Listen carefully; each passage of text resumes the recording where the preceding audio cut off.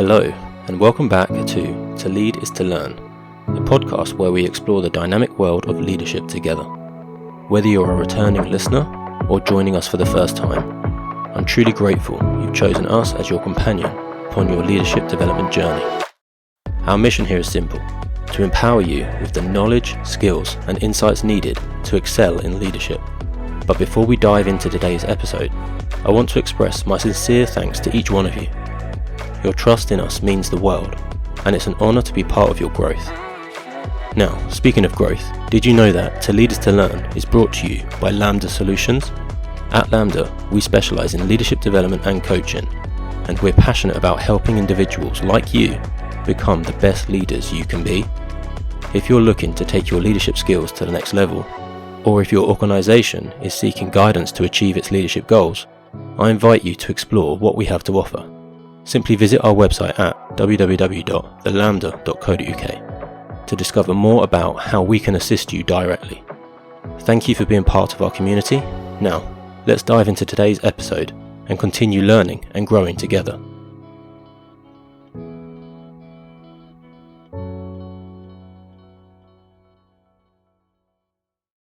In today's special episode, we will be talking to an experienced leader about their experience of leadership, challenges they have faced, and any thoughts and visions for the future.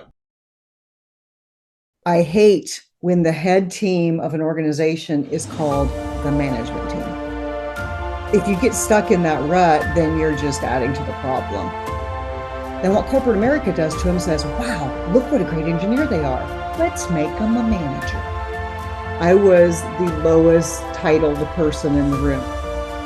When we can accept ourselves and love ourselves for who we are and what we bring, and also accept the bad parts with the good, the dark side with the light, then we can truly start showing up in a way where we can make a difference. That's not an expense, it's an investment. She said, no, I'm going to feel good because I'm exactly honest on my application. So she did. She did not get the role. And a man got the role who was not even close to as qualified as she was. But it's going to take a while before we have parity there. Without further ado, here's Debbie Collard, Executive Coach and Leadership Development Expert. So I always start every podcast I have with someone asking this question, and that is that everybody has a story behind how they got to their current position. Do you mind giving us a brief run through your story that got you to where you are now? No, not at all. So I'm originally from the state of Illinois in the US and grew up on a farm across the state line in Indiana. And that's only relevant because we were out in the middle of nowhere. There were no towns or cities like close to us. So the closest hospital, the reason I was born in Illinois, was in a different state. We were very poor growing up. I'm the oldest of 6 children, and knew I really couldn't afford to do much of anything as far as, go to college, my parents weren't going to be helping me out getting a start in life, if you will. So I joined the military and was in the U.S. Air Force for 5 years. And that was outstanding for me because I learned how to be an adult, be out on my own, pay my own bills, deal with my own situations. And it also trained me, to do a job and show up every day, etc. I already had a good work ethic, but that just reinforced it. And then after that, I took a series of jobs. One thing about me is I get bored easily. So I can't do a routine job that's the same every day. I learned that about myself. And I would always take jobs that had some challenging aspect to them or interested me. But my number one focus, Chris, was still making enough money to live on independently, right? So that really guided a lot of what I did, was growing up poor and not being able to have things. So I went through a lot of different jobs, worked for the government, and then I started at what was then the McDonnell Douglas Corporation, which then eventually through mergers became part of the Boeing company. I stayed there over 30 years, working in all different types of jobs, all different types of leadership responsibilities, clear up to when I graduated from Boeing. I don't call it retired, but graduated from Boeing as an executive in corporate. So I've had lots of different roles, and I knew I wasn't done when I graduated, and I knew I still wanted to give back. So I worked with a coach, and working with a coach I had worked with when I was at Boeing as an executive, and said, I want to do something else. What am I going to do? And I ended up being a coach myself. So I got certified and never looked back. And that's how I got to where I am. That's obviously a Reader's Digest condensed version of how I got to where I am. But yeah, that's it. A couple of things popped into my head as you were going through that, which was really interesting. Sure. One of them was you said that you get bored very easily. I definitely can align myself with that. But you then stayed at Boeing for 30 years once you'd all been merged. Was that because you had moved within that company and there were so many different things for you to experience there? Or was it just the culture that was there that kept you there? Maybe a little bit of both at different times. So definitely what went throughout the whole time I was there was I kept getting different jobs. So I had lots of different people contact me, headhunters, different companies that I was exposed to through the work I was doing with the Baldrige National Quality Award and wanting to entice me to come work at their organization. And a couple of them I actually seriously considered. But then Boeing would say, oh, we've got this opportunity for you or this opportunity for you. And so I always got to do something new so frequently that my LinkedIn profile couldn't keep up with it. So you know how people contact you on LinkedIn and say, oh, your skills in supply chain management since you've been doing that job for this long. I'm like, no, that was 3 jobs ago, guys. I've moved on. So I got to move I would say like every 3 to 4 years during my career, and sometimes quicker. I got to move on to something new and learn something new and try something new, different level, different team, different location. So it was never boring. The other thing was you went into the military and you experienced training within the military. A lot of the conversations I have on here with people who have made their way through leadership have a story that starts and has a military element in it. Do you think there is something within the way that military actually train people that sets them up for leadership better than someone who doesn't have a military background? I do. Personally, I do. The way I joined the military was, I guess you could call it accidental, because I was grasping for something that could get me out and away from the situation I was in. Not my family, I love my family, but get me out and away from the situation of not knowing what my future held. And so this gave me some certainty. One of my best friends was joining the military and said, hey, you ought to consider this. And I'm like, well, let me check it out. I don't know much about it. They offer to pay for schooling while you're in there, give you training of your own that you can contribute towards a college degree. And they just train you on what they want to train you on. So you're getting lots of learning. For me, it was pretty much a continuation as if I'd just gone back to school after finishing high school. I'd just gone back to school that fall when I joined the military. So the learning just kept coming. I do think that the military trains you on lots of things that they don't talk about training you on. And this is what I mean. They train you on how to work together as a team. So you learn how to not only be individually good at what you do, but how to do that within a team system and how to do that within a hierarchy also, because you have to do what the boss above you says to do. And they also train you on regular performance reviews. So here's how you're doing. Here's what you're doing great. Here's what you need to maybe brush up on a bit. And they have a well-established promotion system. So you know exactly what it takes you to improve on to get to that next level? What do I need to learn and grow in to get to that next level? So they're very good at training leadership from the start. And the leaders emerge from that system quite naturally. The one thing I would say, it doesn't really matter if you are enlisted or if you go in as an officer because you've already got a degree.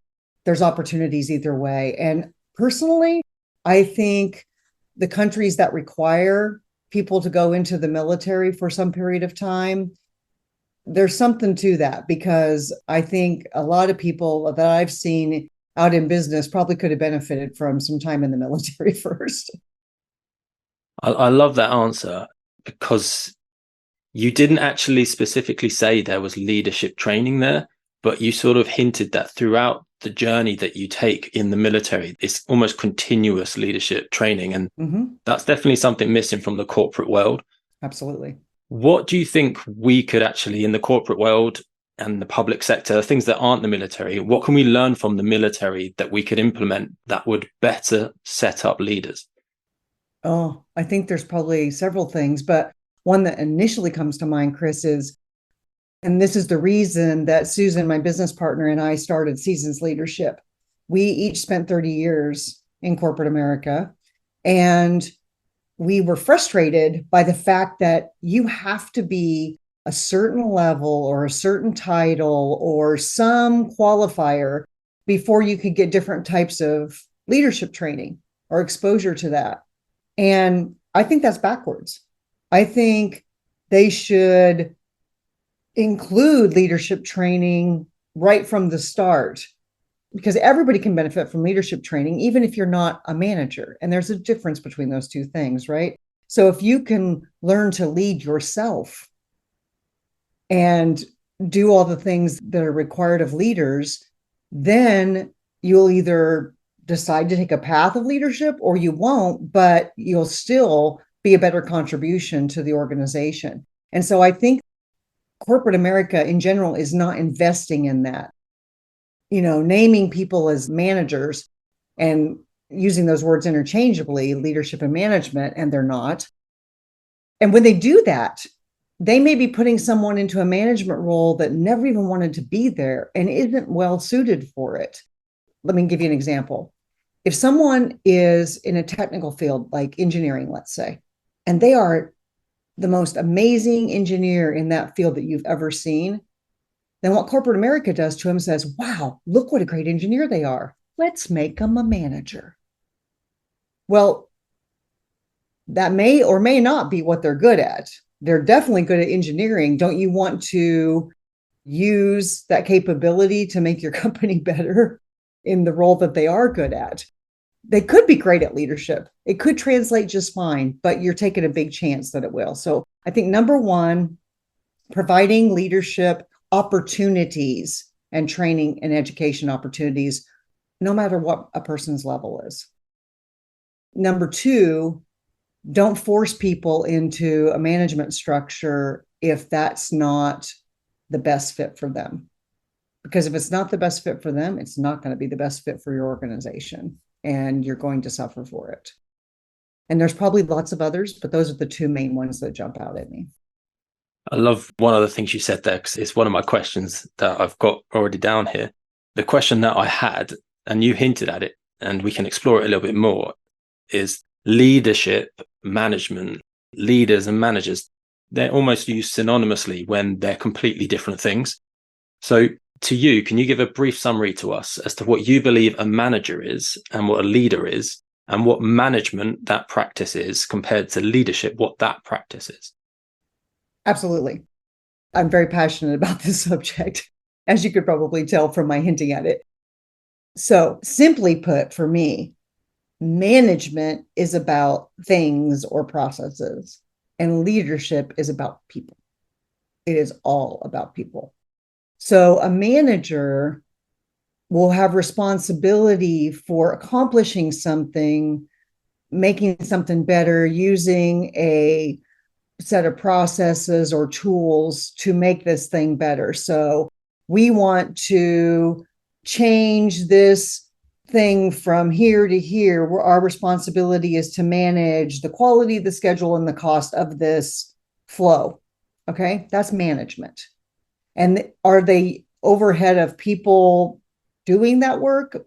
Most likely, but they're not managing the people, they are managing the activity. Leaders inspire people to go somewhere they wouldn't have otherwise gone on their own. And they do that in many different ways, but the key word there is inspire. So leadership is about serving those that are below you, inspiring them to do something that they wouldn't otherwise do. So leaders, therefore, can emerge anywhere, not just in a corporation. Leaders can emerge in kindergarten. Leaders can emerge in schools. Leaders can emerge in sports activities. Leaders can emerge everywhere. And it's not a title, it's a way of being. So leadership versus management. Management, you are managing things. Leaders, you are leading people. I think there's a lot of organizations out there that they have people in positions and they've mixed them completely up and they're managing people. And that causes people to leave their job, find somewhere else. And yeah, I think because it gets used synonymously, there is a big issue out there.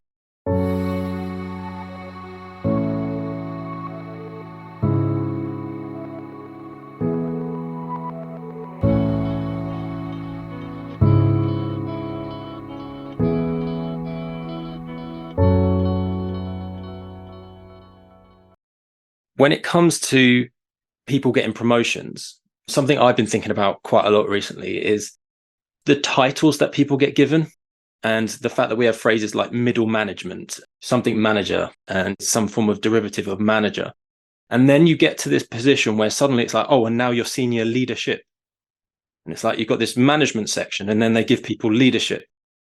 And what do you think about that? And do you think we should change the way that we label people within organizations?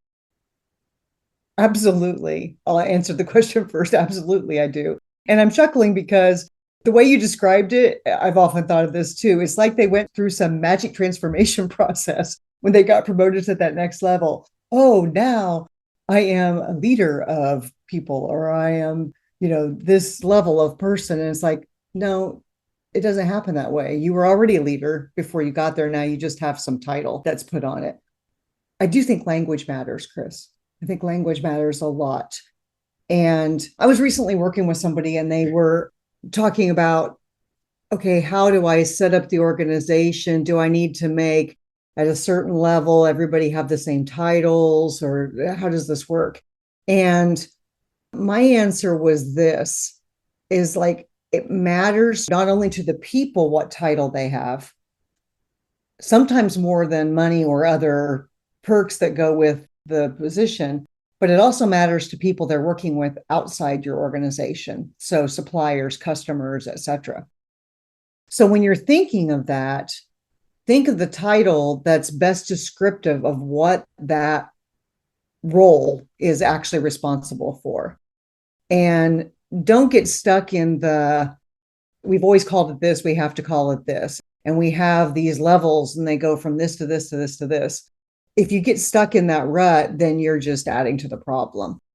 I heard the other day someone describe themselves as the chief fun officer for the organization. And they were allowed to call themselves whatever they wanted because their pay levels and perks that they got weren't tied to a title. They were tied to some secret level system within the company that no one on the outside ever even sees, including the rest of the people.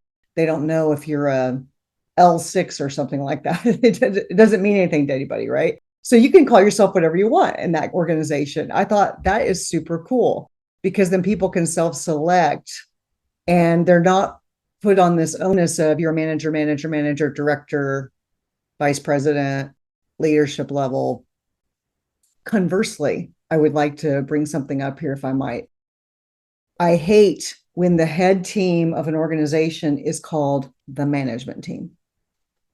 Because what does that tell you about what that organization focuses on and thinks? They're probably focused on how do we manage this to squeeze the most revenue out of it. They're focused on some measure that is not about the people. So I always encourage all the clients that I work with, especially if they're in that level, why don't you change the name to the leadership team? And why don't you create a system, a process that describes how you collectively lead the people in the organization? And it's like mind blown. They're like, well, what's the difference between calling this the management team or the leadership team? I'm like, night and day. And the people will notice it too. If you can go out there and make your focus the people in the organization and say, yes, we have a vision to do this and a mission to do this, but you are what makes it happen. We can't do this vision or mission without you. Yeah, I like that. I think when it comes to organizations, and we've got this classic hierarchy that's in place. Yes. And I think at every level, there is this element of you need management skills as well as leadership skills, because a leader can have a vision and where we're going to get to and explain the why. That's how I describe it. It's the why. I don't know if you've read Simon Sinek's book. Yes. The why is the leadership, whereas the management side of things is the how, the what, the where, the when, the who. It's the process and the procedure that we've got to go through. And everybody needs that sort of balance between the two. Exactly. For me, I think we don't clearly have a training in place. And it comes down to what you said about the military. I think the military is very clear, and maybe it's because it's been around for so long. Yeah, it could be. But organizations don't have that clear process and people in place to sort of train people, right, to go, well, this is your management responsibility. This is your leadership responsibility. This is how you actually have to juggle the two. And I think it comes down to then organizations like your one, like the one that I have, that trains people up to do that. Do you think there's enough money put aside in organizations for this? Well, that's a simple answer. No, no.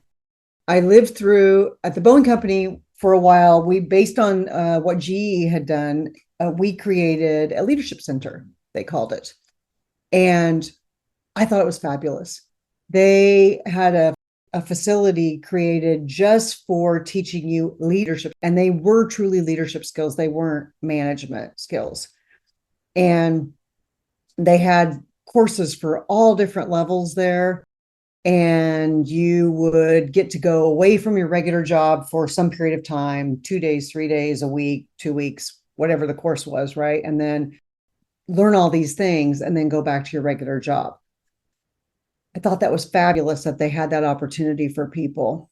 And then we got new leadership in the company.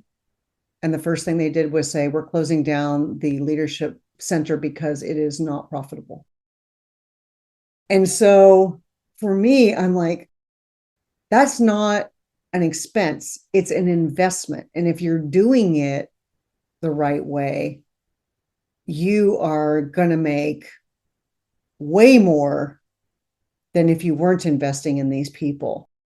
And I realize I'm using a specific example, but no, I don't think that's unique. I think everywhere, when the world changes, the economy changes, and we go through cycles and people hunker in and they have this scarcity mentality of, oh no, we must identify where every penny is being spent and we can't invest in things. We can't take that risk.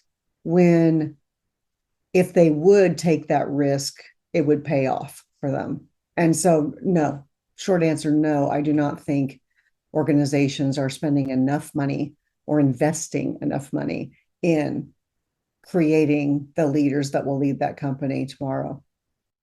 You've highlighted there one of the main things, especially it's going on in the world right now.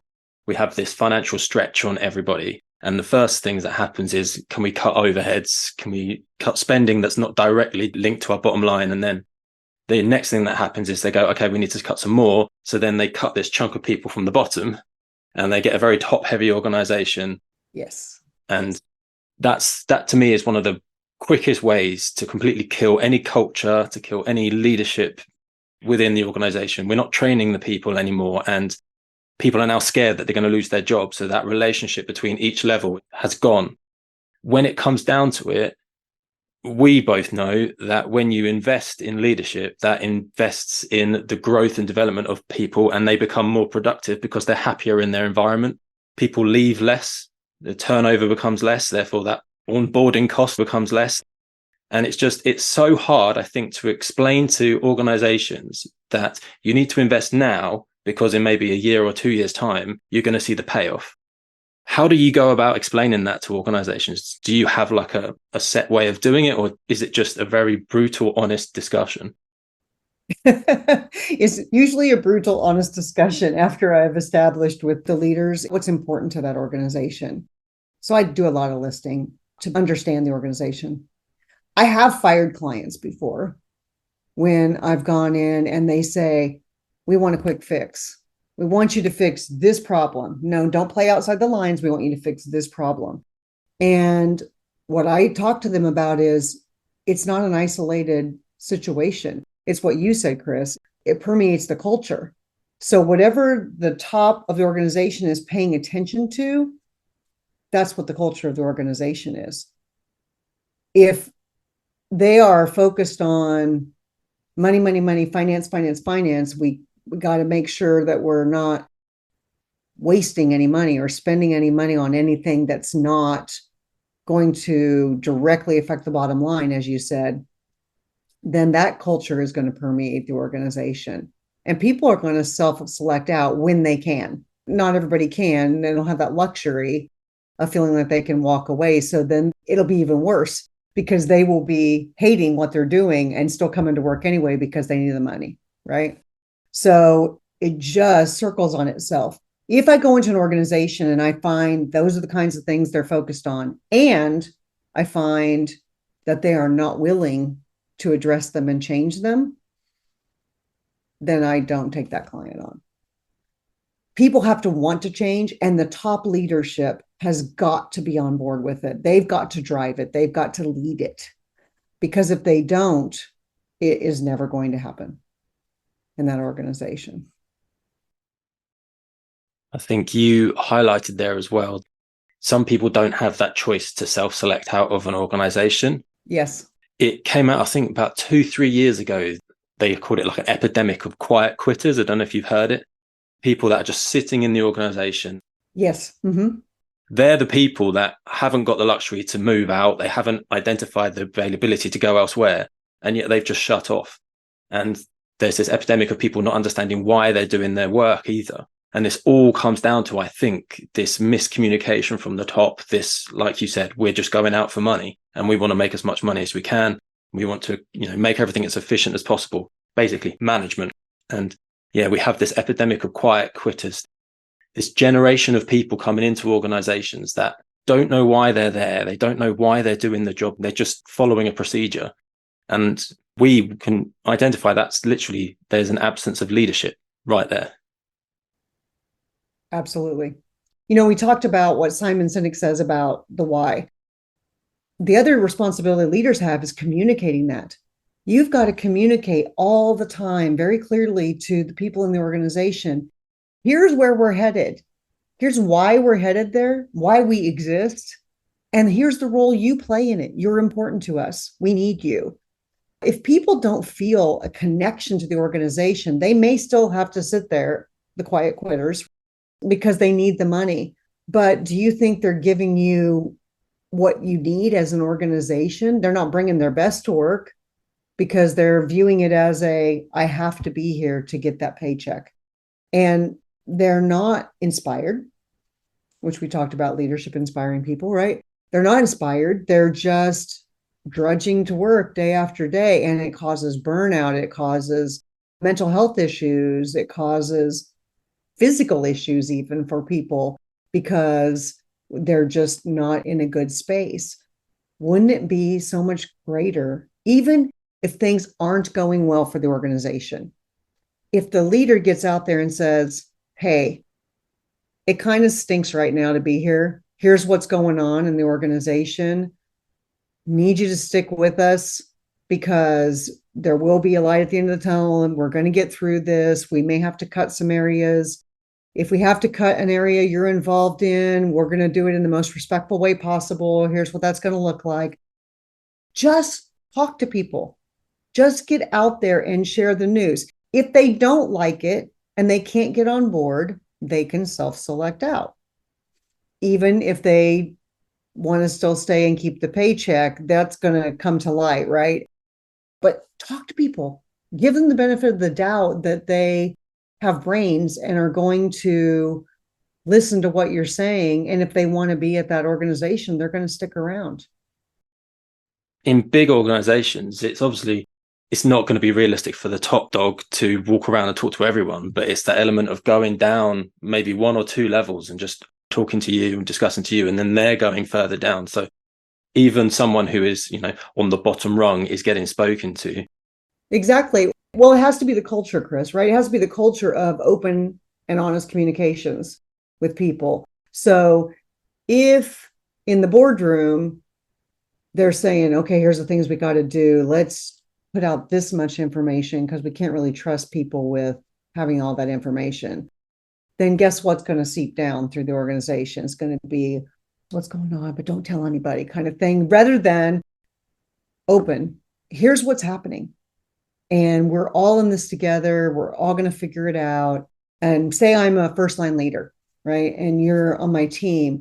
I'm going to call the team together and say, here's the word I'm getting from the top. If I get anything else, I'll let you know it. And here's how it affects our team. So then it's on the responsibility of each leader at each level to translate that message that's coming from the top in a way that's personal and inspiring to their own team.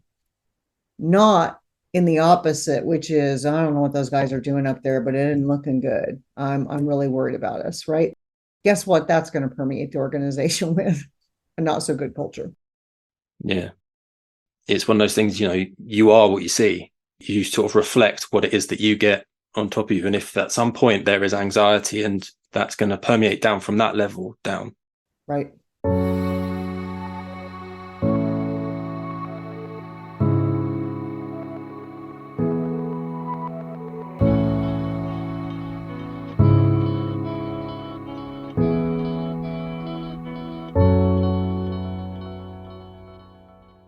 At Lambda Solutions, we don't just explore leadership, we aim to elevate it. I would like to share something extraordinary, our roadmap for your leadership journey, both personally and professionally. Whether you're an individual leader seeking growth or an organisation striving for excellence, Lambda Solutions can help you along your journey towards leadership excellence. Picture this, you as a leader standing at the helm of your organisation, surrounded by your fellow leaders, all filled with inspiration and equipped with the tools to steer your teams towards success. That's where we come in. Our leadership consultancy services are designed to transform leaders, and with them, their organizations, into true powerhouses. If you're ready to transform your organization's leadership, visit us at our website, www.thelambda.co.uk, and explore our consultancy services to see the packages we offer and the possibilities they hold. With us, by your side, we can take your organisation on a journey of discovery, growth and empowerment. And it's there, just waiting for you to embrace the potential. Watch as your team flourishes, drives innovation and achieves new heights. But that's not all.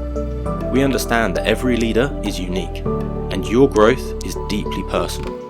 This is where our coaching services come in. We can be there as a consistent beacon, guiding you through uncertainty, growth, and any challenges, supporting you in the moments of need along your quest for professional excellence.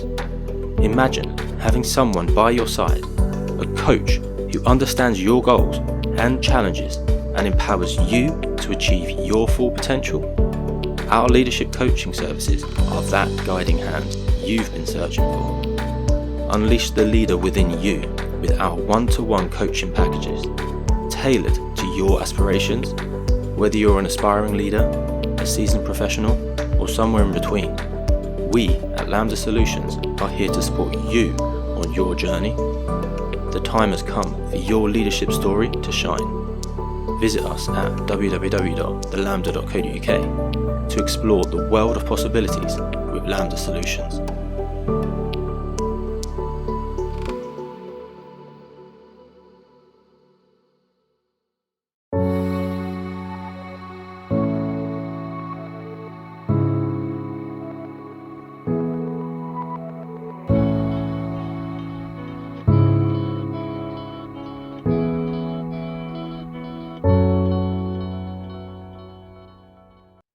So it's clearly a passion project for you, this leadership development.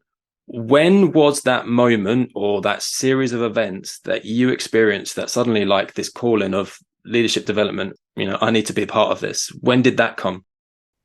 Yeah, actually, relatively early in my career. And I can pretty much name the exact point in time when it happened. I had been out of work for a couple months. I had twin daughters. I have twin daughters. They're 32 now, but I have twin daughters. And I had been out on maternity leave and I came back. And the company had a policy: we have to give you the same level of job you had before. It doesn't have to be the same job. It doesn't have to be in the same area, but we are required to give you the same level. Well, when I came back at 2 months, one area wasn't talking to another area, and I sat in HR for a while because you had to check back in for any medical thing. And they said, we didn't know you were coming back, so we got to figure this out. And I was like, okay, well, all right. So I sat there for a while. Anyway, they sent me back to the organization and they said, okay, we figured it out. There's this project that's going on, and the Malcolm Baldrige National Quality Award was created by Congress as a public law in the United States.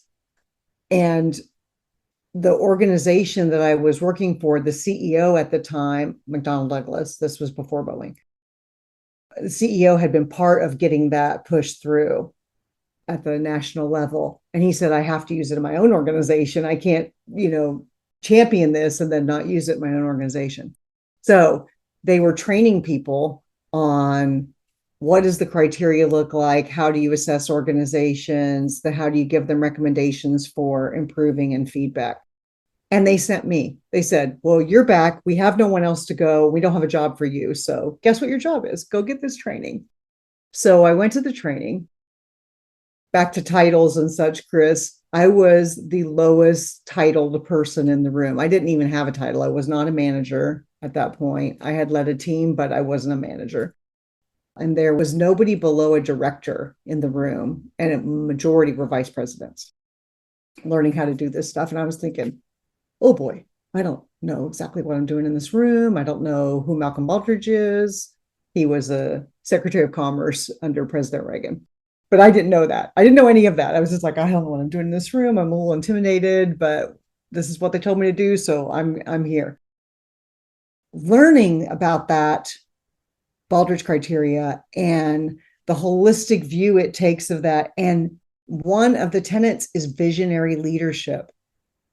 And I started listening to this and I was like, wow, how cool would it be if we actually use this in our organization? And I got fired up in this training. Pretty soon I forgot that the other people in the room with me weren't peers of mine exactly, and got involved in it. And I started, part of what you agreed to do by being sent to the training was that you could go then assess other parts of the company, because they didn't want self-assessments going on necessarily. They wanted you to go check a different part of the company. And so I also got to explore different parts of the company because I was being sent out to examine what they were doing based on this criteria. Long-winded explanation, but the moment that I was sitting in that training is when the bug bit me about leadership, and not just leadership excellence, visionary leadership. What does it look like when you are looking at the whole organization through leadership eyes, and where you can take it and what great things you can do? We went on to win the Malcolm Baldrige National Quality Award for Manufacturing We applied nationally outside of the company after we had done some assessments inside. We actually won a state award first, then the national award. And then the leader I was working for at the time got another assignment because they tend to rotate executives every 3 years at the most. You don't stay anywhere more than 3 years. And so they rotated him into a service part of the Boeing company, which we were by then. And he said, come with me and do this stuff. Come with me and create the same culture that we created here. And I did. And we won the award for service there. Still today, he is the only leader to have won as the head person in 2 different categories, manufacturing and service, 2 completely different organizations. And we're still good friends today. Getting to be with those kinds of leaders and amongst people who believe in leadership excellence, I never looked back. And so that's how I got bit with the bug. And that's why when I left Boeing, I'm like, I'm not done doing this. I want to continue. In fact, I was a Baldrige examiner nationally, then a senior examiner. And then I ended up being on the board of directors for the public-private partnership, which is the Baldrige Foundation, and loved every minute of all of that. I found my passion, leadership excellence. You said about visionary leadership there. Do you actually believe that there are different types of leadership, or do you think they're all just different interpretations of one thing, which is leadership, that we should all be doing? I think there's, like with anything that you do, there's different levels of it. Levels maybe isn't even the right word, but you can be a leader and doing the best you know how to do, but not have been exposed to what it's like to be a visionary leader. What does that definition look like? It's a nuance, I would say, within leadership, but we never stop learning as people. And you never stop learning as a leader either.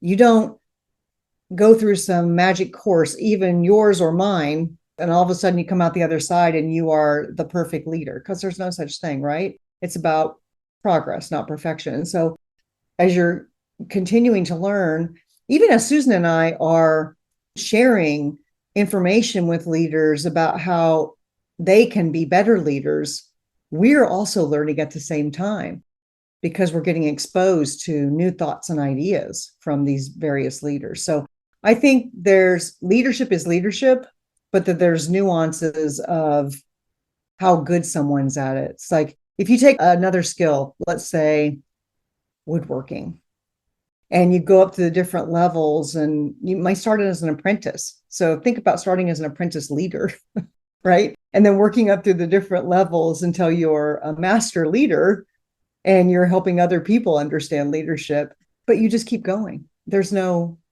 end point. Yeah. And I think one of the other things we need to be aware of is that the teams that we're leading, because leadership is all about establishing and nurturing the relationships with those. Your team is always changing. Right. Different people and different generations of people. Therefore, you are always having to adapt to what's in front of you and change your leadership there. And the world outside is always changing as well. And you have to be making sure that your team is ready for what's out there. So absolutely. Communicating with them, nurturing them, making sure they get the right training.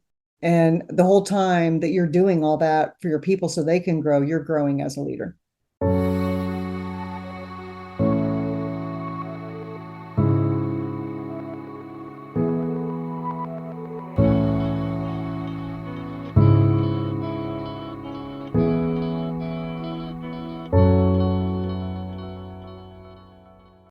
When I was doing a little bit of research on you and what you're currently doing, I saw that you've got your leadership development program that you've developed, and it's for motivated female professionals that I've read that you actually have your leadership development program around. Why did you make this choice? That is not current state. That was initial state. I'll tell you about that. So when Susan and I left, we both worked at Boeing.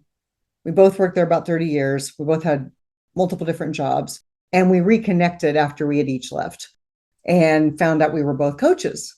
And we said, wow, wouldn't it be cool if we could work together again? That would be so much fun. And so we spent some time together and developed this leadership course because we said if we had known at an earlier point in our careers what we know now, what would we have done differently? But we weren't allowed to. Right? We were very compliant people. If they said we couldn't go to a training, we didn't go to the training. And so we said, wow, what if we'd been exposed to some of these things less haphazardly and more purposefully, and we had taken charge of our own training? We said, okay, let's develop a leadership training that's open to anybody. So then we went out and did some focus groups. We were in the process of developing the training, and overwhelmingly what we heard was the men weren't so interested in it, but the women were like, yes, please.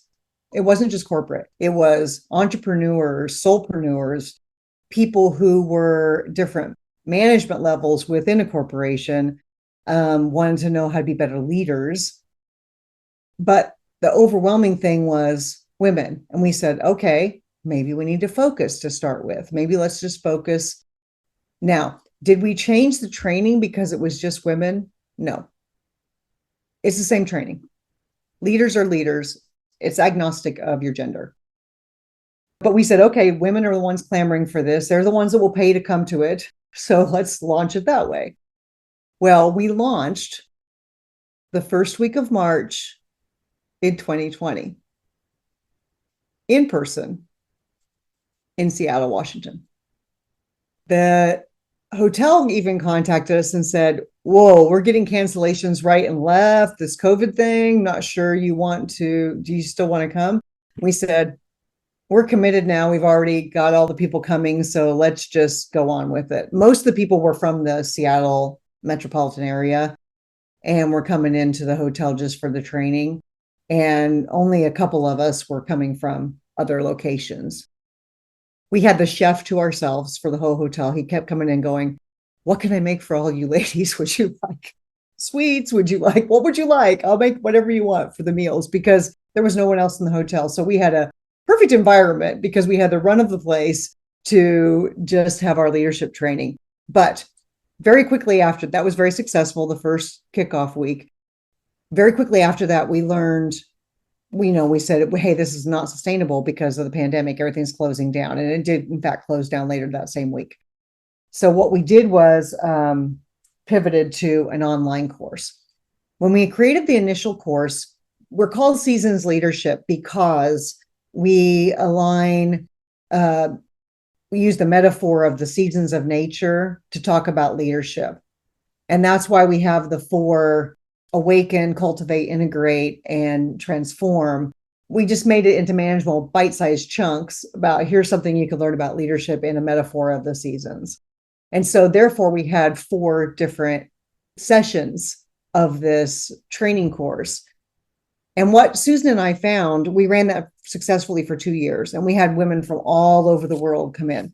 Then we started hearing from men, and they were saying, hey, we want to come to this too.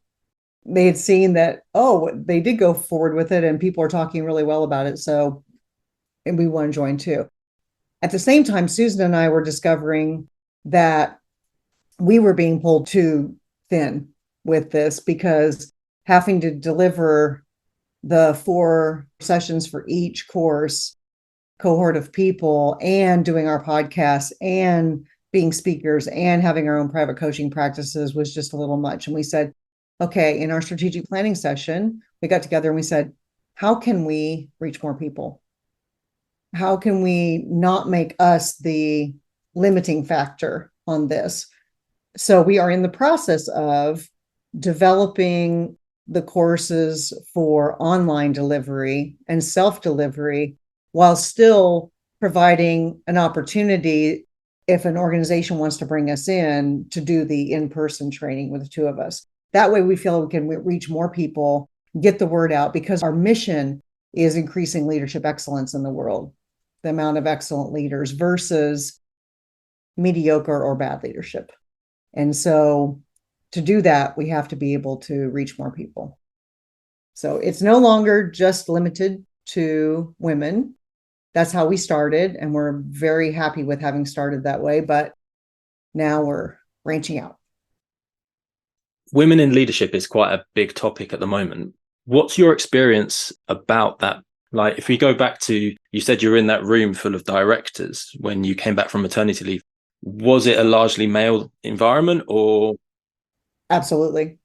And most of my time at the Boeing Company, and actually in the Air Force too, the jobs I had in the Air Force, in my initial job for a while, I was the only female in that role, only in the whole Air Force.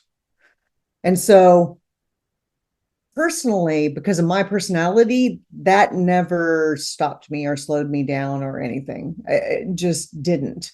But I think the good thing about that is it gave me some experiences to then share with women who are experiencing a largely male environment.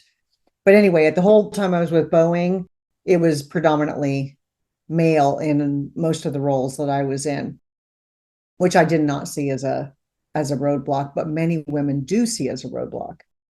That is all changing now, which is good, but it's going to take a while before we have parity there in male and female percentages in these jobs. I also have the opportunity currently to work with an organization called Women Rising, and they are absolutely devoted to women in different roles and leadership roles and teaching them how to show up in a way that plays to their strengths and is successful in this workplace that we have. And so I get the benefits of coaching on that program for women in leadership and focusing there while I'm focusing on overall leadership excellence with mine and Susan's leadership business. So again, back to, I don't like being bored. So I've got my finger in multiple pies about this, but I think there are very specific things, Chris, that women have to deal with in the workplace. But I think it's equally important that men who have women working with them and for them understand those same things.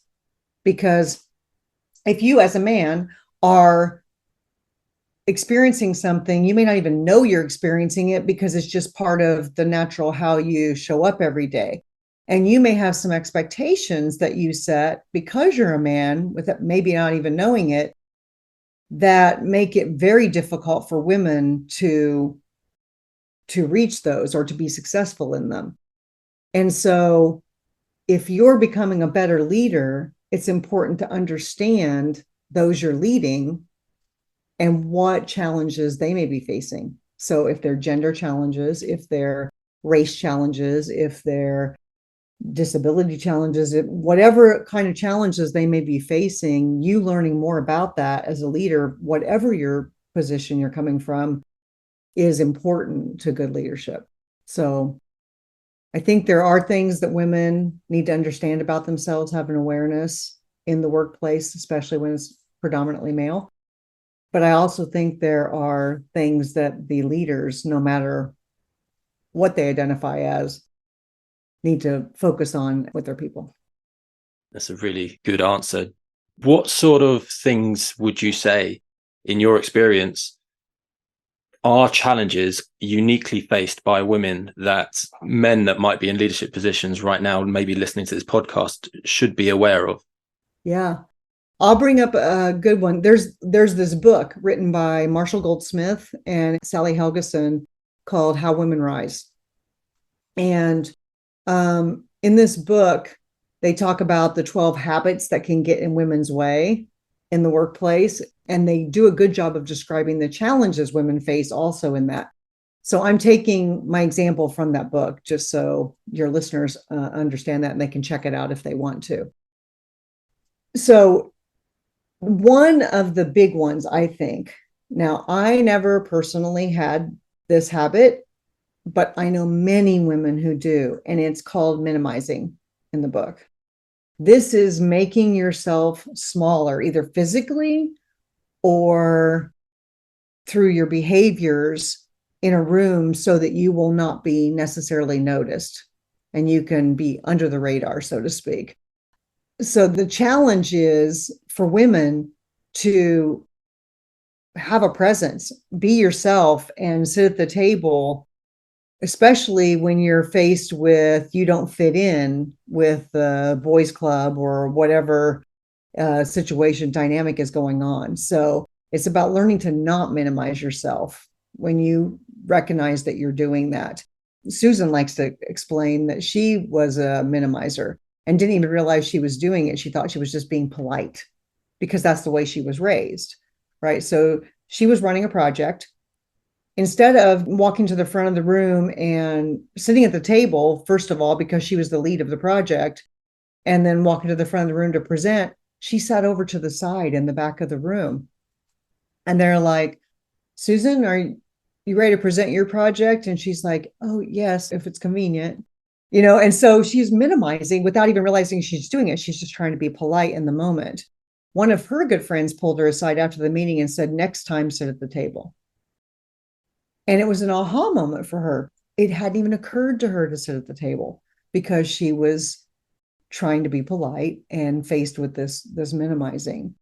Another thing, I'll just give you one more example that women face quite often is when women show any kind of emotion in the workplace, it's often misinterpreted.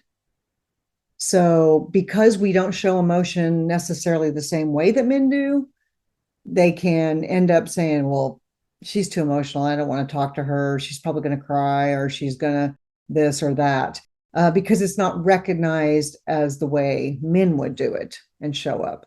So that is a challenge women have to overcome. They need to fit in with what's going on and stand out at the same time. That's a pretty big hurdle. And it does take some study, learning, training. And I think with that one as well, it's for, let's say, the men in the organization also to be aware of a woman is trying to adapt the way she is, but a man should be more empathetic towards the fact that we have differences. Let's celebrate the differences. Exactly. In one of my first real jobs coming out of university, one of the first real jobs I actually had one of the strongest women leaders. I was a teacher at the time, and she was running the school, and she was one of the smallest women you would ever meet. She's like 5 foot tall, but she would walk into a room and wow, she had that presence. And I think, yeah, that definitely opened my eyes to female leadership. And it's just, you can just have that presence. It's the way that you hold yourself, the way that you speak, the way that you sort of control the space. And I was blown away. Like, she still is probably the one major example of strong leadership that I have. Her presence in the room was phenomenal. Yes. One of the other things I wanted to raise about female leadership is the fact that recent studies said that a man would apply for a role, apply for a job, if they're, let's say, like 50, 60% ready for it. They go, okay, I'll just wing the rest of it. And it found that a woman will not apply for a role unless they're 100% qualified for it. Do you think that holds back women from reaching their potential? Or do you think it's maybe men just need to stop blagging it? Maybe both. But yes, it definitely holds women back from jobs that they might otherwise get. I had a client where this played out exactly so. She was trying to get a role a little outside of the comfort zone, if you will, the area she had been in for years. And she was trying to get a different role so that she could shift into this new type of position. And so she didn't know everything about it. And quite frankly, everybody who's applying for a job, it ought to be about growing them. So there ought to be some portion they do not know how to do. Because if they already know how to do all of it, why are they going into that role?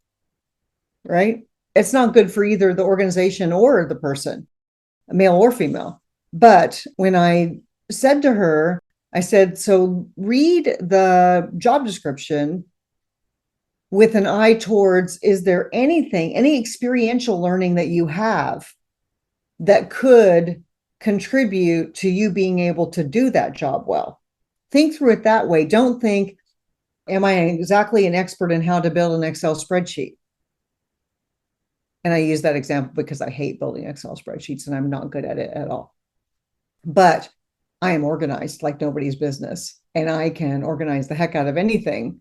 I just may not do it on an Excel spreadsheet, right? So thinking through that way is like, what are you good at? What are your strengths? What are your experiences you've had in your life that would make you good at doing these things? No, I can't do that. It says on there that they want someone who has exactly this training. I guess they already know who they're looking for. And she said, and it will be dishonest. And I said, well, that is a hard hurdle to get over if you're feeling that it bumps up against a value of honesty that you have to do it that way. And so then I've got to ask you, why are you applying for this position? Because you're likely not going to get it if you can't answer to a high percentage that you can do these things or have experience with these things. It played out that way. She applied anyway. She said, nope, I'm going to feel good because I'm exactly honest on my application. So she did. She did not get the role. And a man got the role who was not even close to as qualified as she was. And I happen to know because I happen to know the man who got this role. So I was like, oh, that's a hard lesson to learn. But I think women have to think about it differently. I'm not saying more like a man does. I'm saying women have to think about it. Okay, I don't want to know how to do everything in this job. Otherwise, why would I be applying for it? I'm going to be bored. I'm way overqualified, so it's not going to be a good leap for me. Know why you're applying for something. Know what the purpose is and what success looks like for you with going for this job. And then looking at all the experiences you have and the strengths that you have and how those will make you the best candidate, even if you don't have an itemized list of where you've done each of these things. And then to your other point, I think men could do a better job in general. I am grossly generalizing here, but many men could do a better job of saying, why do I want that role? Oftentimes I find people, men and women, applying for roles because, well, that's the logical next step. Of course I need to go for that. Of course I need to always be moving up. And that's not necessarily the case. It should serve you having that position as much as it serves the organization you'll be doing the work for. I've always tried to live by, it's a Richard Branson quote that I read ages ago. It's one of the few things I always keep in the back of my head whenever I'm thinking about anything. Not word for word, but it's along the lines of, if an opportunity comes up, just go for it and then figure out how to do it later. Yeah. It's the idea that, you've always got to be growing. Like you said, if you're 100% qualified for a role, what's the point in going for that? Surely you should be going for the role above it. You should be going for something else where you can grow, because that's something I don't think we do enough of in our careers. Just continuously use it as this continuous learning idea. There's something you're going to learn from each thing you do. Absolutely.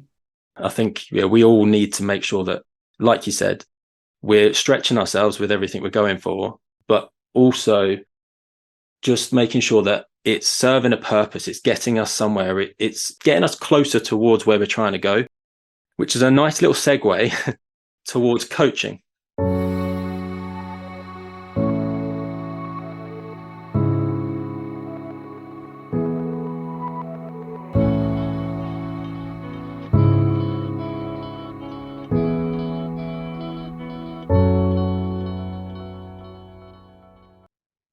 What does coaching mean for you? You describe yourself as an executive and business coach, I believe. That's how you describe yourself. What does coaching mean for you? And what is special about executive and business coaching? Okay. What coaching means to me, I had the awesome opportunity to work with a coach before I left corporate America. And I didn't really know what to expect. The first time I went in there, I was like, my only exposure to coaches was either sports coaching or when they wanted to get rid of somebody in an organization, before they would last ditch effort, they would bring a coach in and coach them up and before they got rid of them. And I was like, oh, I'm not sure I want to coach if that's what it's going to be about, if they're trying to get rid of me. Well, they were trying to change the tenor of how coaching was viewed. They explained it, thank goodness. And so they said, we need a few high performers to have a coach, and we can track whether that even increased their performance more by having a coach.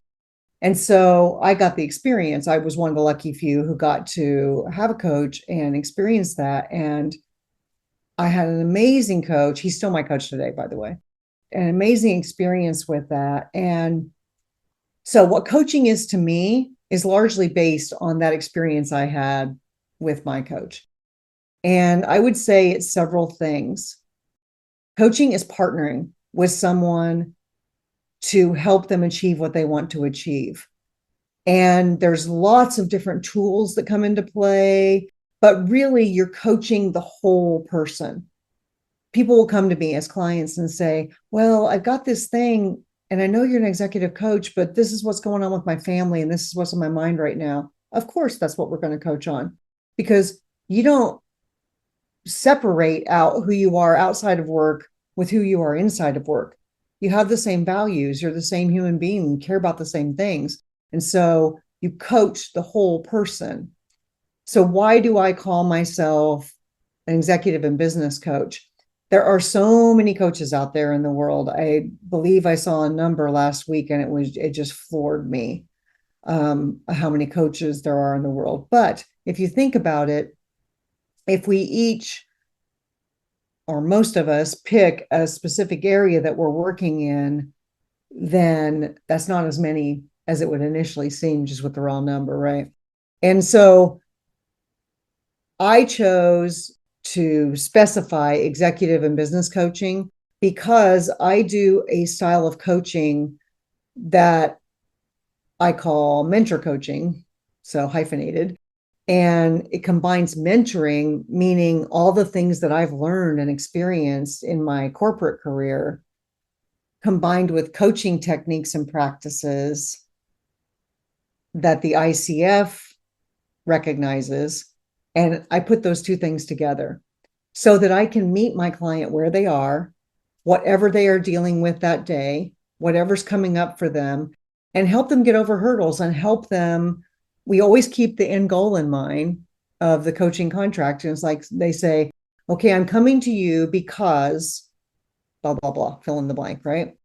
We always keep that goal in mind, and everything we work on helps contribute to them achieving that goal. But I don't specify what we work on that day. The client does.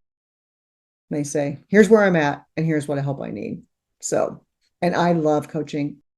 My only regret, seriously, is that I didn't even get into it sooner. But I'm so glad I got into it when I did. It's interesting that you said about mentor coaching then, because they are distinctly different in the sense that a mentor has been where you are, has seen what you are looking to do. And if you're going to get mentoring from someone, you're basically getting someone to kind of tell you the answer and help you out. Whereas coaching is very much, in my understanding, helping the person achieve and figure out for themselves something. Exactly. So how do you merge the two? Because they are so distinctly different. How do you achieve that? I'll give you an example, Chris. So I have a person who was struggling, a client. This is just yesterday, struggling with how to get more relationships and how to network well. This client's very introverted and very linear, I would say. So they can focus on like one thing at a time, and they're not like me, where I've got my hands in all these pies all over the place. And so their strength is ability to focus and ability to have a process to do something and follow that process. So realizing this, as I'm helping them through coaching, we're talking about their specific situation. We're talking about what's coming up for them. Where do you see this roadblock? Well, my roadblock is I'm introverted, so it's really hard for me to go just have a conversation with somebody. I feel like I'm asking for something from them that they don't have time to give me. And the person says, and I don't have time. I'm so focused on, doing this work that I don't have time for networking, but I know I really need to. So it's a dilemma. So we're coaching through like, where did that come from inside them? What's driving them? What are their values aligned with that? So that's all the coaching aspects of it, right? Digging that part out. For mentoring, I said, if it's okay, I'd like to share a little tool that I got from somebody else that really makes networking into a process. And it really helped me to be able to focus and to fit it into my schedule. It's like, okay, now in this half hour, I'm working on this process, this networking process. And the client said, that'd be great. Yes, share it with me. So the mentoring part of it is, here's something in my career that worked for me, but you can only get to that after you've done the coaching to learn more about the person, find out what their problem that they're presenting is, why it's a problem for them, how they're equipped to get around it. And then you can say, okay, in my experience, in my past, here's something that worked. I'll offer it to you. You can choose to use it or not. So you're not saying, go do this. Many mentors and organizations, they do tell you exactly what to do. Okay, I want you to go meet with this person and ask them these questions and ask if they will support you for this new role. I don't do that kind of mentoring. I do mentoring that's more sharing experiences I've had so that it can inform them and the coaching with them. Kind of keeping it within the coaching bubble, if you like, and you're asking permission to Yes. go into the mentor space for a bit to then come back to coaching and go, how are you then going to take this on? Yes, exactly. Well said. There was one sort of thing that I was going to sort of play around with in terms of your leadership development offering, your coaching and everything that you have. If there was someone listening who is in the same space, looking to get into that same sort of space, how do you go about getting clients? Are you at a point now where people come to you, or do you still go out and find the clients? I will say I've always been in a place where people came to me. And that's a wonderful place to be, but I set it up that way. I put it out there in the universe. I am not going to go try to get a ton of clients because I only want to work with people who really want coaching. They're willing to do the work that it takes, because it does take work. It takes some real personal investment of time and energy to be in a coaching relationship. And I want to help people achieve what they want to achieve, and mostly in the business and executive space. I was very lucky that I had really good relationships and networking, so that when I put the word out that I am now a coach, here's how you can contact me. I put it out to all my network on LinkedIn, etc. And I had people come to me initially and say, oh, I worked with you at Boeing. I loved working with you. I'm now in this position. Can you help me? And in addition to that, I had colleagues that I had worked with, consultants and such, when I was at Boeing. And they said, hey, our practice doesn't have a coach. So could we recommend you to this organization that's looking for a coach? And I said, yes. So immediately I got to work with C-suite leaders through referrals and recommendations and through people seeking me out. So I got started right away that way. I never did anything else with it. I get contacted daily on LinkedIn and through other methods. We can get you X number of qualified clients, per week. Would you be interested in that? Great for the people who are interested in that. I fortunately do not need to make a living doing this. So I can not focus on the financial aspects of it. I can just focus on what I want to do, which is coaching and leadership excellence. And so I realize I am very blessed in that regard, that I don't have to make a living doing this. But oddly enough, I make quite a good living doing this, just with referrals and people seeking me out. I will say the contract coaching that I do with the Women Rising program, they sought me out and they said, we need more coaches. Would you be willing to come on and do this with this program? And I really love what they're doing. And so I agreed to do that. And that provides a steady stream of clients as well. So I've got plenty of clients. It's kind of organically grown from your experience that you previously had. It's then organically grown into what you've got now, which I guess is why you said you graduated from Boeing. You didn't retire from Boeing because this new world sort of flourished from it. Yes. There was a line on your LinkedIn which I really, really enjoyed in your description about me. I'll read it out so our listeners sort of know. It says, "Each day I use my energy and passion to live my purpose, to make a positive difference. And I believe that if everyone applied their energy towards being the best version of themselves, it would benefit the world." Can you tell me where that came from? Because that's a beautiful sort of sentiment. And it's almost like your mission in life is now that. Where did that come from? It came from me, but the reason it came from me was through my coach, through working with my coach. Luckily, I had been working with him since we worked on and off together for, yikes, 5 years before I left the Boeing company. And then once I left, I took a year to just do whatever I felt like doing when I got up in the morning, just give myself some space. And I was chomping at the bit by the time that year was over, but I had said I was going to give myself the year. And at the end of that year, I worked with the coach again. And I said, help me figure out how I can use all the stuff that's in me to stay involved and make a difference and do things. And we did a lot of values work and we did a lot of purpose work. And I read Simon Sinek's book again about why. And I said, wow, so this is really what's really coming up for me as themes, if you will, in my life. Positivity. I've always been a really super positive person. I'm high energy, which has caused troubles for me at times, as well as been a benefit.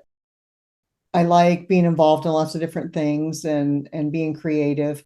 And I loved being a leader.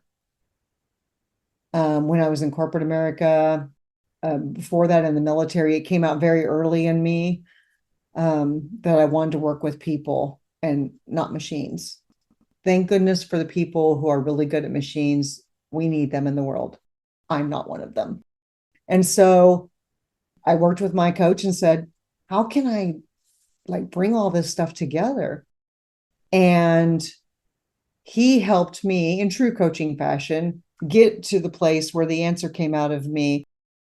It was one of those super emotional moments, actually, where I teared up a little bit, which was unusual for me. And he says, what's going on for you? And I said, well, I think I want to be a coach. And he kind of chuckled. He goes, okay, why is that bringing up emotion for you? Or why are you? I said, I'm quite surprised by it. And he said, well, when you listed the things that you thought you might want to do, that wasn't anywhere on the list. Why do you think that is? And I said, I think I'm afraid I won't be as good at it as you are. And he's like, oh, he goes, well, you already are. The time I've been working with you, what have you been doing with these senior leaders in the Boeing company? You've been coaching. He said, you didn't call it that. That wasn't your job title, but that's what you've been doing. He said, so if you think you want to be a coach, it's going to be more of that stuff. Is that what you're interested in? I go, yeah. And I also want to bring all the experience I've had in excellence, in what good leadership looks like, what great leadership looks like, and what leading an organization looks like to make the organization excellent. I want to bring all that to bear, everything that has happened to me and with me in the course of my life into helping other people and being a coach. And so that's where that came from. And the energy piece, I have to say one more thing about the energy piece. When I was in coaching school and I went to IPEC, which is the Institute for Professional Excellence in Coaching, and you can tell from the title, excellence, that's what drew me there. They have something called the Energy Leadership Index. And the founder wrote books about it and created this assessment. And it's a attitudinal assessment, not a personality assessment. They're slightly different. Attitudinal assessments can change relatively quickly based on your focus on them and increasing your energy. And so we took this assessment as part of the training, but we also became certified in it, the people in the class. And I give it with each of my clients every time I start a new client relationship. And it's all about where our energy is primarily focused at any point in time, because we only have a finite amount of it, right? You can't create more and you can't destroy it. You can only shift what the energy is if you're in a catabolic state or an anabolic state. And so I was fascinated by this whole process and how it shows up with you as a leader, because I'd taken a million personality assessments. Okay, that's an exaggeration, but I've taken lots of them. I even did an Excel spreadsheet, which you already know I hate doing, but I did it just so I could have a table of comparing these different assessments and what my rating was. And I'm like, yeah, okay, they all kind of match up. It describes how Debbie shows up on a regular basis. But this energy assessment was a different beast. And I said, there's something there. There's something about, if I'm feeling low energy, I can choose to not be feeling low energy. I can choose to be high energy in that moment. And I can choose to focus on the positive things and how we can make things better and get win-win situations. And I can raise my energy level and others around me. So I'm pretty sure when you asked this question, you didn't expect such this detailed, intricate answer, but that's how it all came to pass, through my coach, through the coach training, and just bringing out what was already in me. I really like that. And I think what's interesting is your decision to become a coach evolved, I would say, over the 5 years that you were being coached by your coach. What's also interesting is at the beginning of your coaching journey, when you first get told about, would you like to get a coach? You were kind of Yeah. about it, because your experience was very much understanding what a coach is not commonly known, I would say.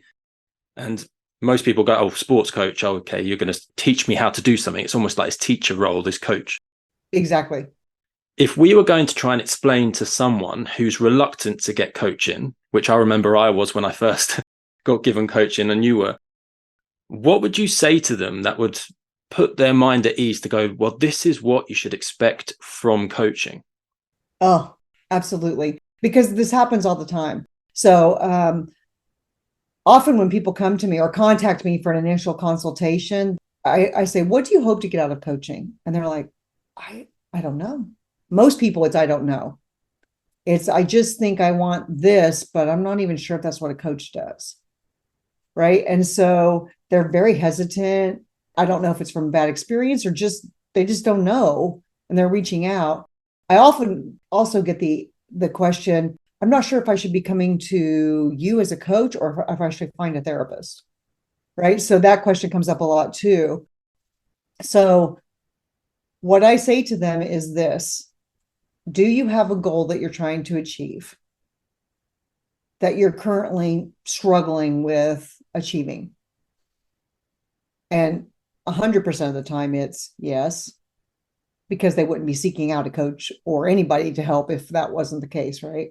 And I'd say, okay, so a coach is going to work with you, partner with you, be your mirror so that you can figure out what's getting in your way, overcome those obstacles, and achieve the goal that you want to achieve. So I'm going to partner with you. And then I go into, and how would you like to be coached? Because not everybody wants to be coached the same way. I tend to be a very direct person, and that's not for everybody. Not everybody wants to be coached that way. They need some gentler coaching. I adapt to the person's style for how they'd like to be coached. But what I say to them is, don't enter into this lightly if you're not willing to do the work. If you're expecting a coach to just fix it for you, that is not going to happen. They're going to help you fix it if it needs fixing, overcome it if it needs overcoming, and achieve it if it needs achieving. But they're going to help you. You're the key in all of that. It's not the coach. That said, you should be a good fit with your coach. So if you're not feeling, I'm not saying you'll feel comfortable all the time during coaching. I certainly didn't as the client being coached. I would tell my coach all the time and it would make him laugh. I would say, today I hate you right now, but I'll love you again tomorrow. Because you get into some deep personal stuff when you're coaching the whole person. Even if you're talking about business situation, it may be about how you're showing up in that business situation, right? So it always gets back to the client. And so they've got to be willing to, brave enough, courageous enough to do that work to achieve this goal that they want to achieve. And if they're not willing to, coaching's probably not for them. So I'm not sure that I put all of their minds at ease, but I've never had someone say at the end of the initial thing, I don't think coaching's for me. Most of them will say, I have some reservations, but let's try it. Let's go. I find as well, sometimes you said about people having goals. I find people sometimes also come to coaching because they're feeling stuck, and they might not be aware of their goals or know what their goals. Their goal is just to be unstuck. I just want clarity about where it is I'm going, what it is I'm doing. Still a goal. Yeah. Right? That's the goal, right? I want to be unstuck. I want clarity about what's next. Sometimes it's that simple statement to them. They say, I don't know. I'm stuck. I'm just stuck in this rut and I don't want to be here. Okay, your goal is to get out of the rut. Is that fair? And they say, well, yeah. And say, that part's simple, defining what you want to do, doing it. That's where the work comes in. And I think it's the knowing that actually by the end of that hour, whatever it is you might have, you're not going to be any closer. You're just going to have the roadmap to get closer. That's what people, I find, don't understand, is that actually the majority of the coaching journey is between the meetings. It's not the actual coaching session itself. Whereas I would say for counseling, which is where some people they come along going, oh, I want life coaching. And actually what they want is counseling. Counseling, the majority of it takes place within the session and you come out feeling a little bit, clearer about things. Sometimes within coaching meetings, you can come out feeling daunting because it's like, oh my God, I got this much I've got to do because I've just realized I've got to do it.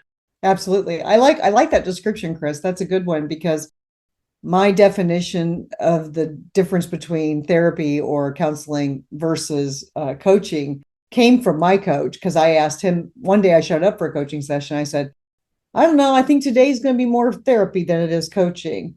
And luckily, my coach was a therapist before he was a coach. So he's both. And he said, okay, well, what do you think the difference is? I said, I don't know. I think maybe therapy's about more personal stuff and coaching's more about the business stuff. This was early on in our coaching relationship. And he said, no. He said, I would describe the difference as therapy largely deals with something that happened in your past and understanding and getting current with that and getting over it.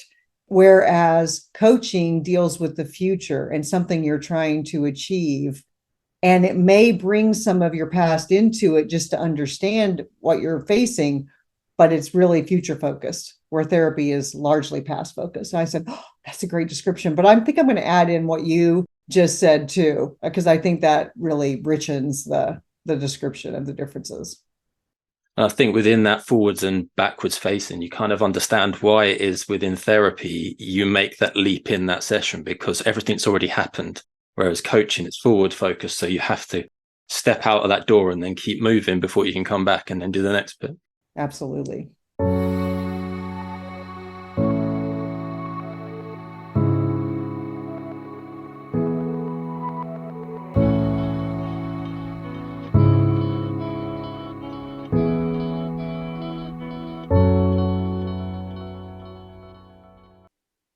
Did you know that Lambda Solutions is your gateway to unlocking the secrets of effective leadership, as well as exploring leadership psychology?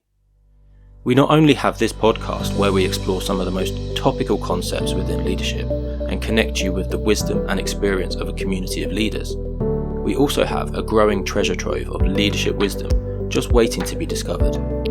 I would love to invite you to explore the Lambda Library, our very own hub of thought-provoking articles and blogs, carefully crafted to spark your imagination, challenge your thinking, and ignite your leadership potential. The best part? It's completely free, and we are continually looking to update our content to keep you engaged and informed. It's all part of our dynamic journey of learning, and we can't wait for you to join us. Whether you're a budding leader, a seasoned professional, or simply looking to enhance your leadership skills, our content caters to your growth. We would also like to extend our hand. If you have a message to share and would like to submit an article to our library, simply get in touch through the contact form on our website. We would love to add your wisdom to our leadership library. Are you ready to begin your exploration? Simply visit our website at www.thelambda.co.uk and navigate to the Lambda Library. You'll find our growing library of leadership articles waiting for you. You can then add us to your bookmarks to supplement your sources of consistent, high-quality leadership content. Discover insights, uncover strategies, and elevate your leadership game.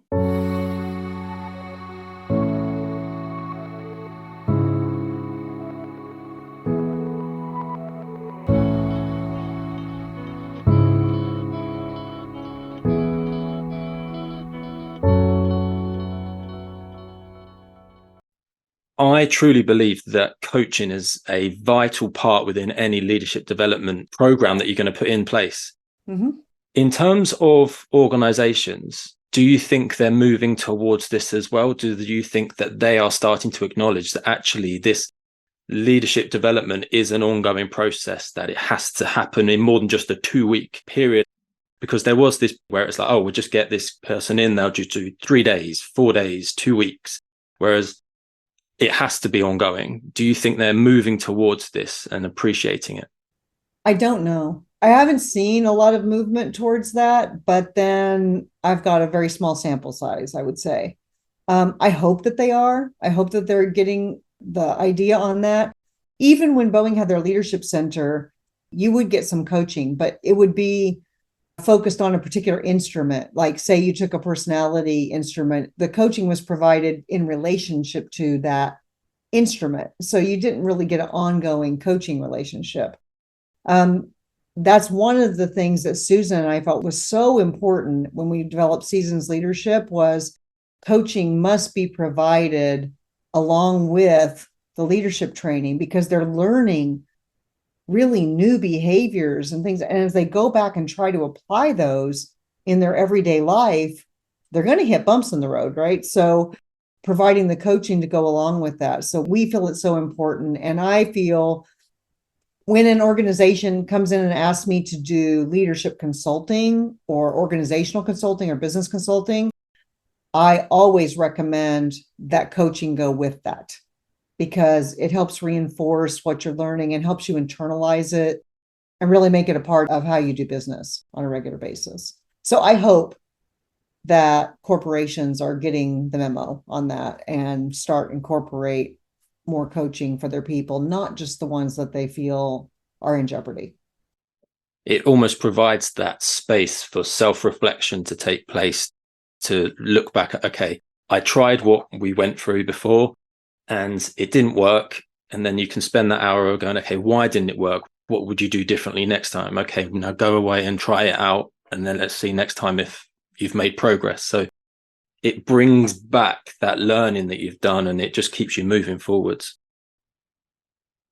In terms of self-reflection then, what do you think the power is of self-reflection? Why is it so pivotal to everything? You know, coaching, therapy, everything we have, self-reflection is key. What is in self-reflection? I think what's in self-reflection is an awareness of who you are, how you show up, what's coming up for you right now. And not everybody is willing to do it. It is not for the faint of heart, right? You have to look in that pool, that reflecting pool, and go, wow, really, was that how I was showing up in that instance? Did I cause that issue, or what was my part in this? Or um, where are my spots where I really need to focus and grow right now? All those questions are hard to consider and hard to answer. It's much easier to just feel like, well, I'm not the problem. Everything's fine with me. It's all these other people I have to work with, right? But once you're willing to do that work, dive in and go, oh wow, this is yucky. I don't like doing this.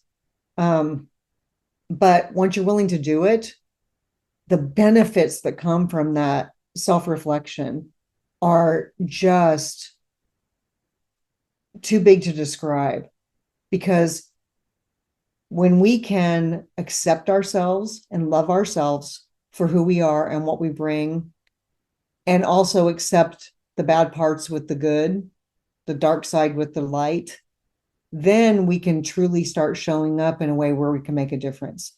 If we never open that lid on the well and look down into it, then we're limiting ourselves, and we're limiting what we can achieve in our effectiveness because we're not willing to have that self-reflection.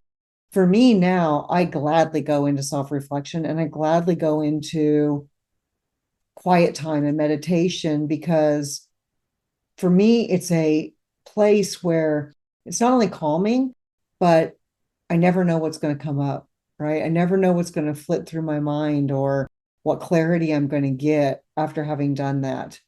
And that looks different for every person, how they have that self-reflection time. But I do think if people have the courage to truly do it, don't just make excuses, then they're going to grow.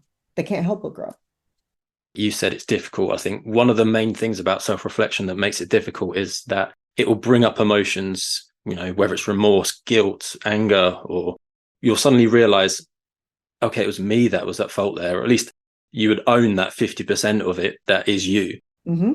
And I think when it comes to leaders in particular, we need to appreciate that actually, as a leader, we cannot lead others without first being aware of ourselves, being aware of our emotions and what we bring to the party.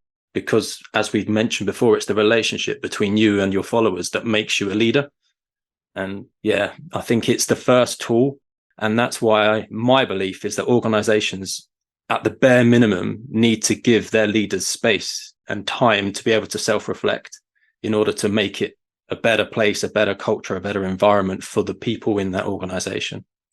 The other thing you will get out of that as a leader, if people know that you are willing to look inside and say, oh, I need to own my part in this, and own it with the people that work in your organization, they're going to trust you more, because they're going to realize you're a human being. You make mistakes too, but you're willing to own those mistakes and go on. And that, I think, self-reflection leads to all of that, being willing to have an awareness of yourself. And that's really that first hurdle, that if you were going to run a marathon, getting off the sofa is the first hurdle. Yes. For a leader, if you're going to grow, self-reflection is the first hurdle. Love it.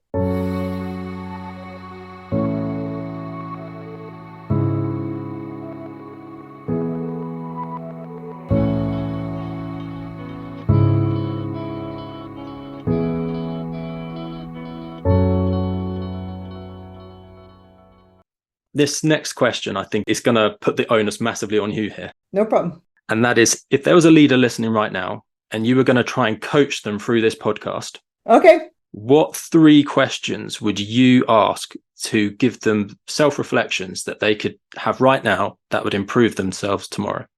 I would start with this: thinking back over all the things you've done to this point in your life. What would you say has been a defining moment leading to how you show up as a leader? That'd be the first question. And then I would give them time to think about that, because that's biggie.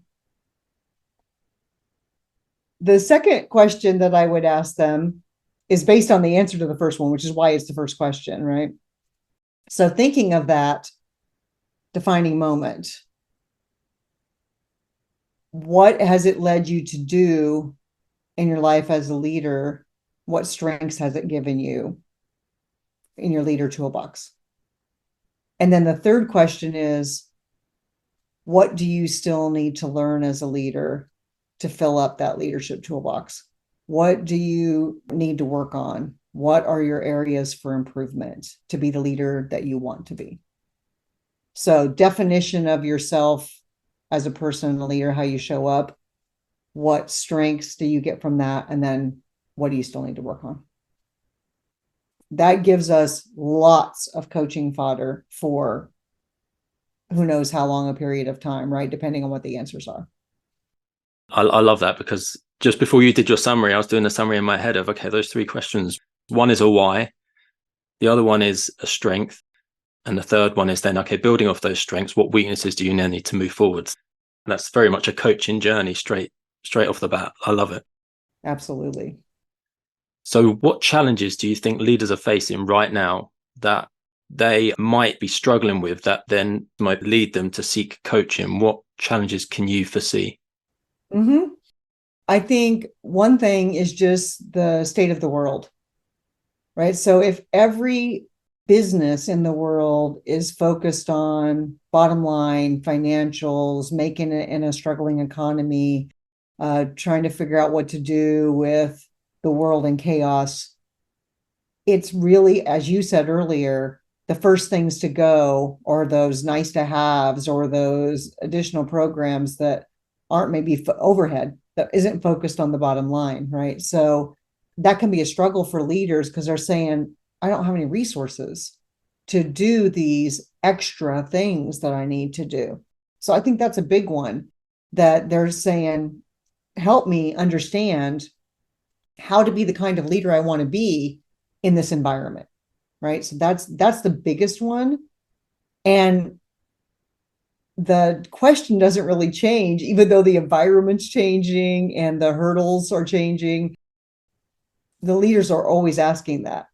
In this current environment, how can I be the kind of leader I want to be? So I think that's the number one they face. I think another thing that is faced by many leaders is their own personal hurdles and getting out of their own way. How can I hold other people accountable if I'm not perfect? How can I lead this organization if everyone looks at me and goes, what qualifications does he or she have to lead this organization? So imposter syndrome, you've probably heard it called. So people, leaders included, bring all these things with us, all this baggage with us wherever we go. So sorting through the personal baggage that a person may be carrying around and being able to help them free up, at least understand that baggage they're carrying so they know when something's being caused by it, so that they can get out of their own way and be the kind of leader that they want to be. Those are the top two, I would say. You've mentioned imposter syndrome. I think within there is anxiety, it's mental health problems that maybe they're facing, or even people in their teams might be facing. So yeah, getting out of their own way. I love the way you put that, because also it might be them getting out of the way of other people. Yeah. They could be far too in their face, and why I call it like the helicopter leader. Yes. Just like over the top of people all the time. As my final question then, that follows up on all of this, we've got coaching questions we've gone through there. We've got problems that they're facing. My third question in terms of the summary of this is, what piece of advice or lesson that you have learned would you give to a leader then that could help them? What you wish almost you got told when you were starting your journey? Trust your gut. If I can only say one thing, it's trust your gut. And the reason is this.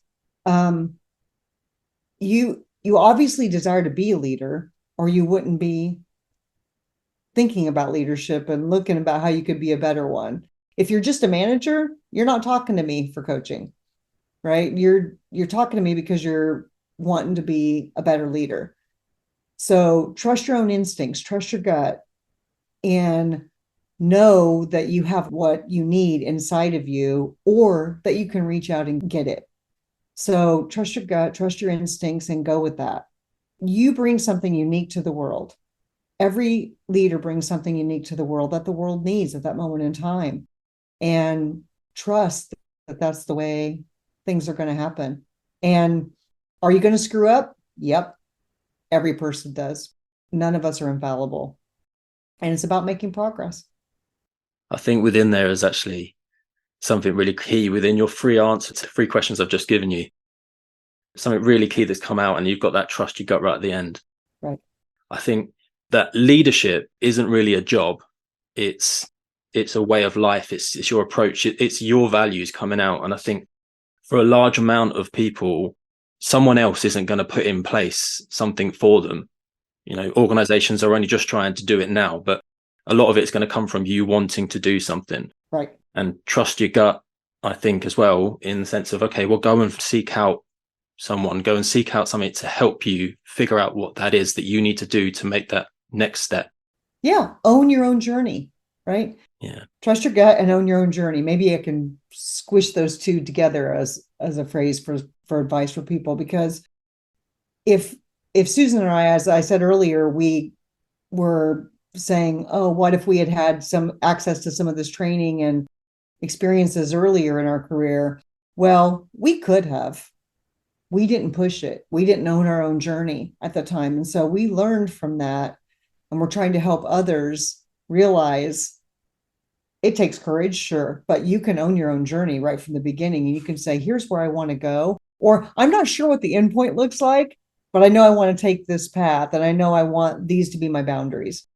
You can define what that journey looks like for you, and you don't have to do what everybody else does or the way everybody else does it. In fact, that's probably not bringing the best of you to the world. So trust your own gut and instincts and define your own journey. I like that. That's a beautiful sentiment to end on. Thank you very much for your time. Thank you for your input, your thoughts, your experience, your wisdom, and ultimately the lessons that you're going to be giving leaders through this podcast. Thank you, Chris. I've really enjoyed the conversation with you today. Yeah, it's been really good. Thank you. And until next time, remember, to lead requires us to continuously